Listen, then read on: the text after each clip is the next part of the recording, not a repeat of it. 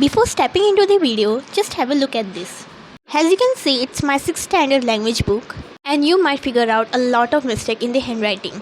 Whereas, this is my recent book of 11th grade, and I had worked a lot to improve this.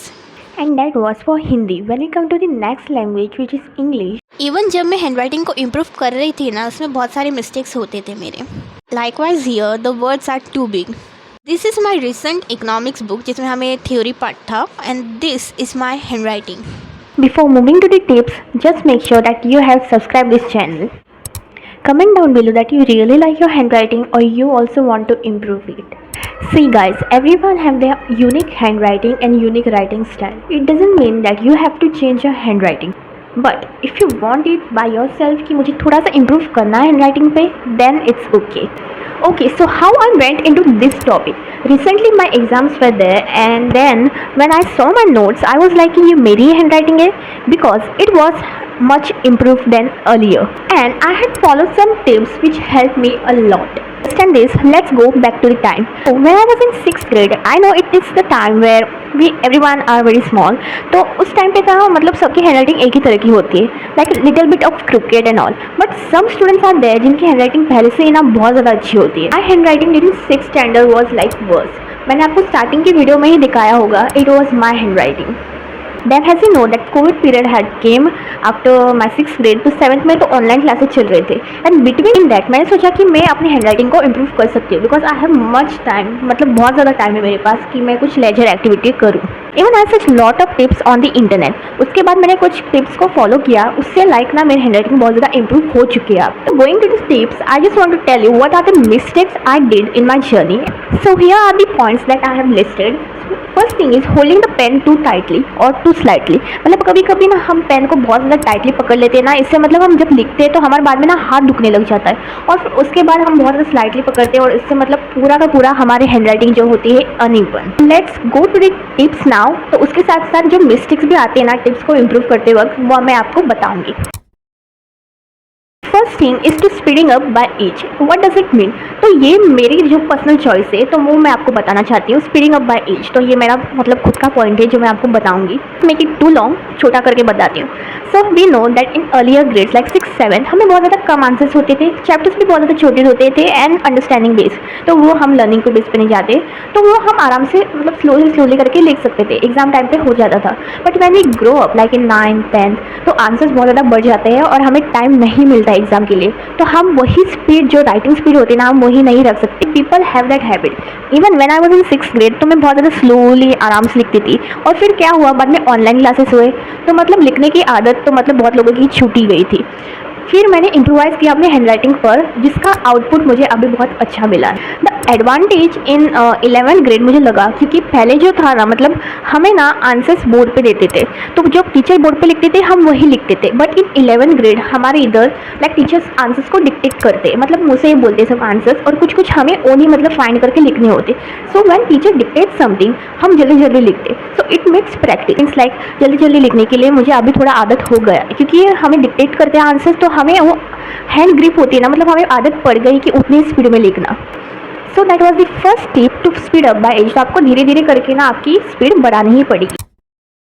Second tip is correct handwriting type. There are so many types of handwriting, like normal handwriting होती है, calligraphy, ये सब कुछ कैसे वही. तो आपको ना पहचानना पड़ेगा कि आप कौन से हैंडराइटिंग में आपको मतलब सूट करता है वो. लाइक फॉर मी, मैं नॉर्मल हैंडराइटिंग से ही लिखती हूँ, and it suits me much better, क्योंकि मैंने बीच में कर्सिव लिखना भी स्टार्ट किया था, बट वो मुझसे नहीं हो रहा था, देन आई जस्ट स्टॉप. तो आप चाहिए तो मतलब डिफरेंट टाइप की हैंडराइटिंग ट्राई कर सकते हो ड्यूरिंग वेकेशंस. तो मतलब आपको जब अच्छा लगेगा और आप जिस हैंडराइटिंग में मतलब तेज़ी से लिख सकते हो, you can pick that for you. Tip 3 is spacing up. मतलब स्पेसिंग अप का मतलब क्या है? हम मतलब मैं ना पहले बहुत ज़्यादा ये करती थी. मैंने वो दिन 6th और जब ऑनलाइन क्लासेस भी होते थे, नोट्स लिखते वक्त मैंने बहुत ज़्यादा नोटिस किया था कि जब एक वर्ड लिखा उसके बाद में बहुत ज़्यादा स्पेस है, फिर बीच में कौन सा वर्ड, ये वर्ड, मतलब स्पेसिंग अप ठीक से होनी चाहिए. ये एक वर्ड, मतलब हम टेक्स्ट बुक में कैसे देखते हैं ना, मतलब वो जो लिखा होता है इट लुक्स सो गुड, तो हमें वही इमिटेट करना है हमारे नोटबुक पे. So when you are reading a textbook, कोई भी चैप्टर हो या फिर कुछ नॉवल भी हो आपके पास, so you can just write 1 page of that on the plain sheet of paper, और जो नोटबुक हो गया आपके पास रफ बुक, आप उसमें भी लिख सकते हो। Used to do this when I was in 8th grade. तो मेरा हुआ क्या, व्हेन आई वाज इन 6 मेरी हैंड राइटिंग बहुत ज़्यादा लाइक छोटी सी थी। It was like very small. Even teacher used to say कि इसको थोड़ा सा ना बड़ा बनाओ, क्योंकि हैंड राइटिंग वो रीड करने में ना बहुत ज़्यादा प्रॉब्लम होती थी उनको भी। फिर उसके बाद मैंने इम्प्रोवाइज़ करने के लिए मैं हर रोज़ वेकेशन के टाइम पे पहले करती थी। I was really productive that time. तो मैं हर रोज़ हमारी जो 8th स्टैंडर्ड की टेक्स्ट बुक थी, इंग्लिश की टेक्स्ट बुक, तो उसके जो एक चैप्टर भी, कौन सा भी एक चैप्टर उठाया मैंने, तो एक एक पेज में हर रोज़ लिखती थी तो इम्प्रोवाइज़। तो मैंने क्या करना शुरू किया, मैंने जो छोटी राइटिंग थी उसको बड़ा बनाने के लिए ना बड़ा बड़ा लिखना शुरू किया। And has I showed you in the starting of the video, तो आप देख सकते कुछ ज़्यादा ही बड़ा हुआ था। बट देन आई रियलाइज़ कि इट्स टू मच, इतना ज़्यादा भी आपको बड़ा बड़ा सब कुछ नहीं लिखना है, क्योंकि एट पॉइंट ऑफ टाइम ऐसा आ गया था कि एक आंसर मतलब एक लाइन पे ना मेरे सिर्फ 4 वर्ड्स होते थे। तो इतना भी नहीं होना चाहिए, करेक्ट स्पेसिंग आपको पता होनी चाहिए। Guys you might be thinking कि यार ये बस हैंड राइटिंग की तो बात है, इसमें इतना ज़्यादा क्या है। See I know it's not that complicated, आपको बस थोड़ा सा अंडरस्टैंडिंग होनी चाहिए कैसा करना है, कैसे लिखना है, and that's it. Next tip is correct grip, मतलब आप पेन को कैसे पकड़ते हैं। So most of us right like this, मतलब ऐसे, कोई ऐसे लिखता है, कोई ऐसे लिखता है, मतलब बहुत सारे तरीके होते हैं लिखने के लिए। तो आपको कौन सा आप मतलब उसमें कंफर्टेबल होना वही आपको यूज़ करना है। Even I had started writing like this by keeping it with 3 fingers. तो ये मुझे ज़्यादा कंफर्टेबल नहीं लगता था उस टाइम पे। फिर मैंने चेंज किया और फिर मैं नॉर्मली लिखने लगी, तो that was more better than this type. आपको डिमॉन्स्ट्रेट करके दिखाती हूँ so that you can understand it more better.